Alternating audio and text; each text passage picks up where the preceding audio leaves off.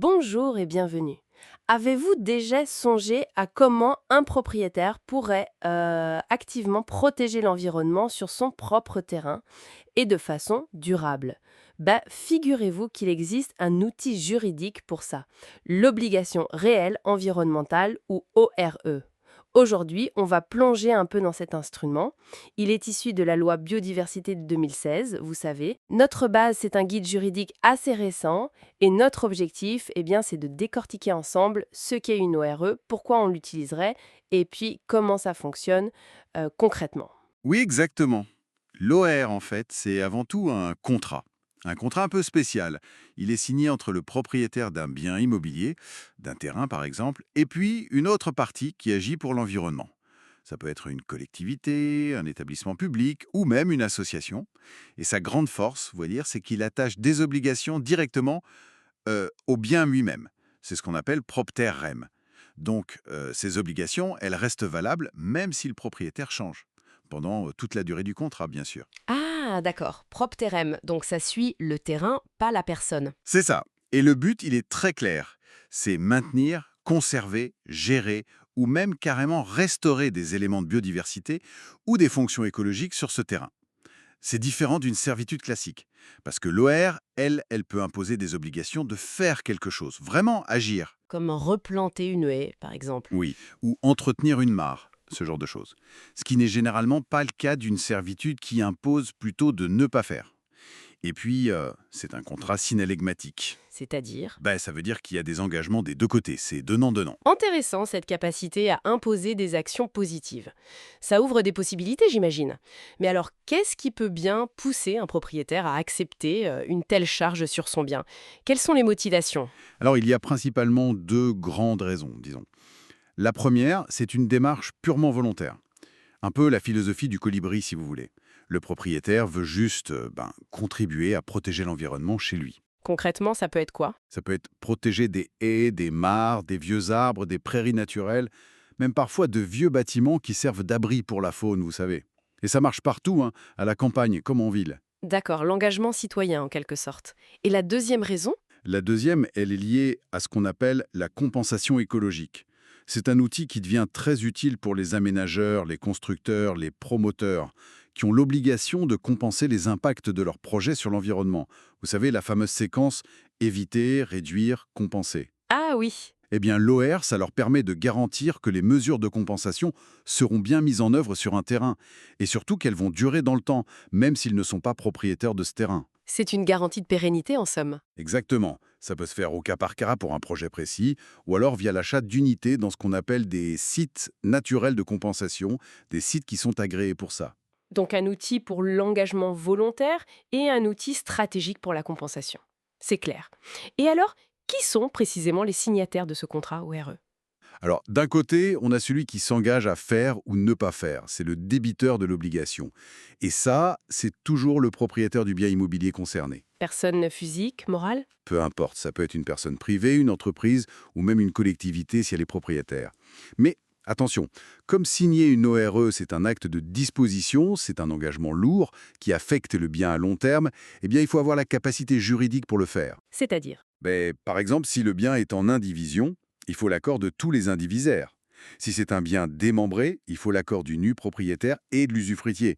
C'est logique. D'accord. Et de l'autre côté, qui est le créancier de l'obligation? Celui qui veille au respect des engagements. Là, la loi donne une liste précise, assez limitée. Ça peut être une collectivité publique, commune, département, région. Ça peut être aussi un établissement public. Pensez à un parc naturel régional, une agence de l'eau, l'Office français de la biodiversité, même une SAFER dans certains cas. Et enfin, ça peut être une personne morale de droit privé, mais qui agit pour la protection de l'environnement. Typiquement une association, agréée ou non, une fondation. Et les entreprises privées, type bureau d'études en écologie, elles peuvent? C'est une question qui reste un peu ouverte pour certaines structures, comme les entreprises d'ingénierie écologique ou les aménageurs eux-mêmes. La liste actuelle est assez stricte. Compris. Alors, entrons dans le vif du sujet. Qu'est-ce qu'on peut mettre concrètement dans ce contrat? Quelles obligations? On a parlé d'action, mais jusqu'où on peut aller? Et pour combien de temps? Sur le contenu, la loi laisse une grande liberté aux parties. Elles définissent ensemble les obligations réelles que, bon, on leur semble en fait. La seule condition, c'est que ces obligations servent bien l'objectif environnemental qui a été fixé au départ. Donc ça peut être très varié. Tout à fait. Ça peut être des obligations de faire, replanter, gérer de manière écologique, faucher tardivement. Ça peut être des obligations de ne pas faire, ne pas construire, ne pas retourner une prairie, ne pas utiliser de pesticides, ou même des obligations de subir, c'est-à-dire de tolérer quelque chose. Par exemple, accepter que quelqu'un vienne sur le terrain pour faire des suivis écologiques ou réaliser des travaux de restauration. D'accord. Et vous disiez tout à l'heure que c'est donnant-donnant. Qu'est-ce que le créancier doit apporter en échange? Oui, point très important, comme c'est synalagmatique, il faut des engagements réciproques. Le créancier, la collectivité, l'asso, etc., doit aussi s'engager à quelque chose. Sa contrepartie, ça peut être par exemple une aide financière au propriétaire, pour l'entretien, ou une assistance technique, des conseils pour la gestion écologique. Il faut que ce soit clair dans le contrat, j'imagine. Absolument, ça doit être bien précisé. Et pour la durée, alors, c'est fixé dans le contrat, mais c'est obligatoirement limité dans le temps. Pas d'engagement à vie, hein. Non, justement. Le maximum légal, c'est 99 ans. C'est déjà long, mais ça évite les engagements perpétuels qui sont prohibés en droit français. Et le contrat doit aussi prévoir comment on peut éventuellement le modifier ou même y mettre fin avant l'échéance prévue. Pour le reste, c'est le droit commun des contrats qui s'applique. On peut modifier d'un commun accord, résilier si l'autre ne respecte pas ses engagements graves. Très bien. Donc, une grande flexibilité encadrée par la loi. Quels sont les points pratiques vraiment essentiels à retenir si l'on envisage une ORE? Je pense aux formalités, à la fiscalité, ce genre de choses. Alors, le point crucial, vraiment fondamental, c'est la forme de l'acte. L'ORE doit obligatoirement être créé par un acte authentique. C'est-à-dire? C'est-à-dire qu'il faut passer devant un notaire. C'est indispensable. Pourquoi donc? Parce que c'est la condition pour pouvoir publier l'acte au service de la publicité foncière. Et c'est cette publication qui rend l'OPR opposable aux tiers. Concrètement, ça veut dire qu'elle s'impose à tout le monde, et surtout aux futurs acheteurs du terrain si le bien est vendu. C'est ça qui garantit vraiment la pérennité de l'engagement qui est attaché au bien. Sans notaire et sans publication, ça reste un simple contrat entre les signataires initiaux. D'accord. Le notaire est la clé de voûte pour la sécurité juridique et la durée. Et côté fiscalité, y a-t-il des avantages? Oui, il y a quelques avantages à la signature. L'acte authentique, qui crée l'ORE, est exonéré des droits d'enregistrement, de la taxe de publicité foncière et de la contribution de sécurité immobilière. Ce n'est pas négligeable. Ensuite, il y a une possibilité d'exonération de la taxe foncière sur les propriétés non bâties. Mais attention, ce n'est pas automatique. Ah, ok. Comment ça marche? Il faut deux choses. D'abord, que la commune ou l'intercommunalité concernée ait pris une délibération en ce sens. Et ensuite, que le propriétaire en fasse la demande chaque année. D'accord. Et pour les autres impôts, IFI, droit de succession ou de donation? Là, par contre, il n'y a pas de régime de faveur spécifique prévu pour l'ORE. Et un point qui reste un peu flou, c'est la fiscalité de l'argent que le propriétaire pourrait recevoir en contrepartie de son engagement. L'aide financière dont vous parliez? Oui, est-ce que c'est un revenu foncier, une indemnité non imposable, une plus-value? Ce n'est pas clairement tranché. Donc c'est vraiment conseillé de bien qualifier cette somme dans l'acte notarié pour essayer de sécuriser la situation fiscale. Bon point. Et dernière chose, quid des droits d'autres personnes sur le terrain? Je pense à un locataire, un chasseur. Très bonne question. L'OR doit évidemment respecter les droits qui existent déjà sur le bien. Et il y a un point de vigilance majeur concernant le bail rural.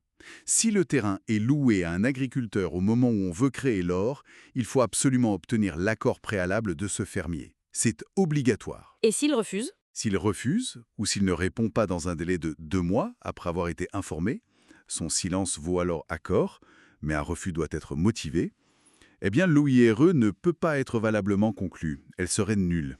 C'est capital. Il faudra aussi adapter le bail. Et, autre point spécifique, la loi protège explicitement les droits liés à l'exercice de la chasse et aux réserves de chasse. L'OIRE ne peut pas les remettre en cause. D'accord, donc beaucoup de souplesse, mais des points juridiques précis à bien cadrer, notamment avec le notaire et en vérifiant les droits existants. En résumé, on voit que l'ORE est un outil contractuel assez fin, vraiment au service de l'environnement.